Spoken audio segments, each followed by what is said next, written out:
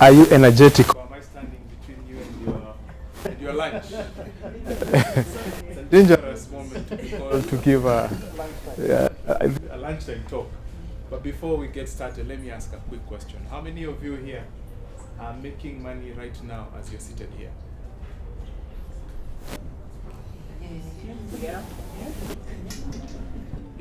Even if we stayed here for a week, your kids will not go hungry.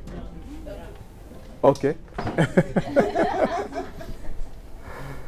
So that's why I'm here. And Warren Buffett said that if you don't make money while you're sleeping, it is highly likely that you will work until you die. In 2013, they did a survey and they found out that Warren Buffett was making $1.5 million every hour, even when he was sleeping. So it's a principle that he really believes. It's a principle that I really believe. And the key words here is not how much money. The key words here is while you're sleeping. Money needs to work for you. And today's title is what? Anyone who thought, I just want to check we are on the same page. It's financial redemption, right? Financial. I've been sent here on financial redemption. Those guys who sent me here. So it's something that I really believe in. And let's start by defining what financial redemption is. For me, financial redemption is when you get to do what you love to do every single day of the year. Just tell your neighbor, when you get to do what you love to do every single day of the year. Who is living that kind of life?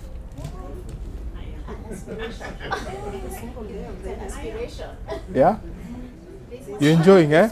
Let's give those guys a clap. And because matters to do with finance can be very complicated, I thought of just giving you guys a short story. Last year, I was going for a funeral in Kitale.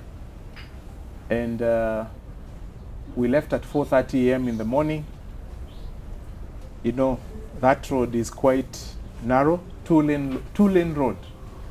580 kilometers one way, 7 hours one way, 14 hours to and fro. Super tiring. Super tiring.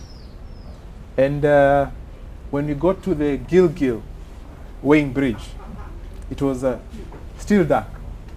I saw two trucks that were moving quite slowly ahead of me.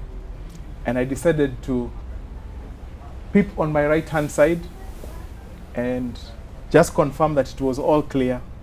And when I confirmed, I slid to my right-hand lane and I sped off to overtake them.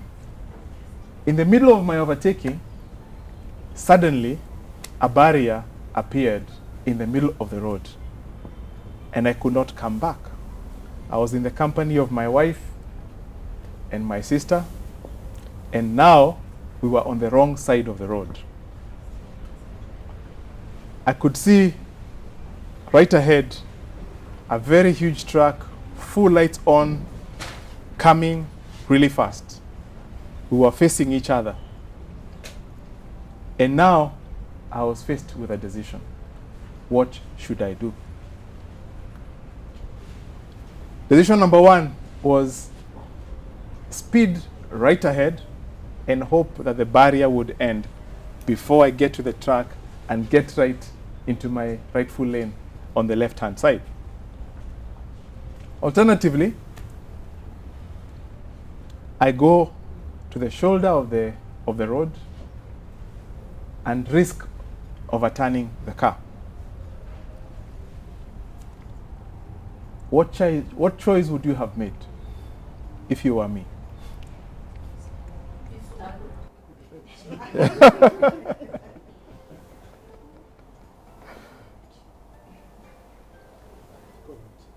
Yeah? Go to the shoulder of the road. And that's exactly what I did. I managed to stabilize the car on the shoulder of the road, right-hand side. The truck passed, and now it was a question of where does this barrier end? I was driving on the shoulder of the road until I saw the barrier was done, and I came back right in. But I was sweating. I had 2 mothers in the car, plus me, a father to 5 children. And why am I telling you this story? Is because there is something very similar about this journey that I was taking and this journey of financial redemption. And I want us to just take, you guys have a pen and paper? Yes. Okay. There are 5 things that I want you to note on this journey. Number 1 is the 2-lane road, the 2-lane narrow road. When you're done, say, ah.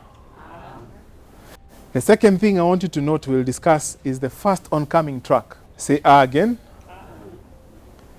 The third one, the slow-moving trucks. The fourth one, the shoulder on the roadside. That saved my life. You on the third? You did not say ah. You didn't say ah? Tell me where you are. I find you. The 2-lane narrow road, yeah? Yes. And the second one was? Fast oncoming truck. Okay. You have that? Yes. And then the slow-moving trucks. Yes. And then the shoulder on the right-hand side. Yeah. And the 5th one, the car that I was driving. Let's start with the 2-lane narrow road. The 2-lane narrow road represents a journey. It has a beginning, it has an end. It is the life journey that we are all on. Everybody here is on a life journey. The beginning is when you were born. And the end is not retirement. Because I know many people tend to say the end is what? Retirement. The end is your purpose. The end is your purpose. Did you accomplish your purpose on this earth? That's the end. We were going to a very specific destination for a very specific purpose. And it was important that we finish that journey that way. And the in between the beginning and the end is time.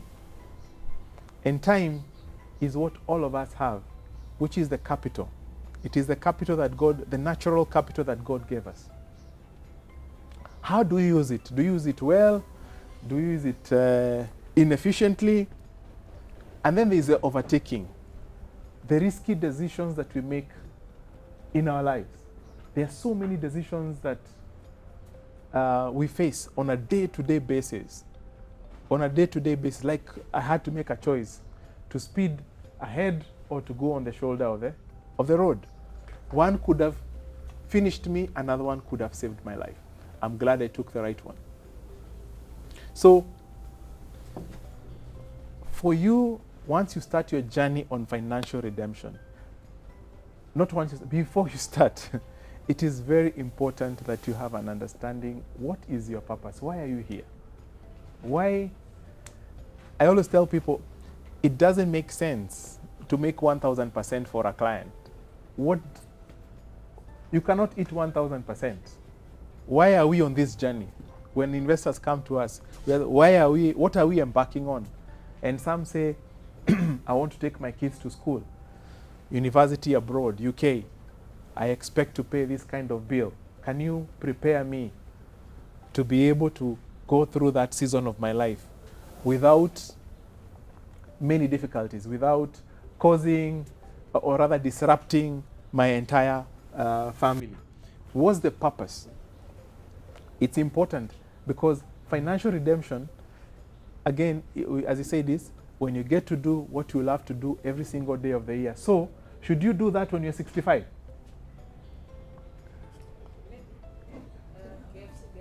Yeah? Okay, that's one. He stands out, right? But would you like to do what the KFC did at 68 or at 25? 25. That is why it is called financial redemption. We are here to redeem time. If you don't make the right decisions, then you will be bargaining with your last years, which Nobody wants that. Okay? So you want to reach a point of financial redemption as quickly as possible so that you now live your purpose. Why you came here. And your purpose is that thing that you do every day, and you can do it when you are sleeping, you can do it when you are awake. It's just natural. It's you. Okay?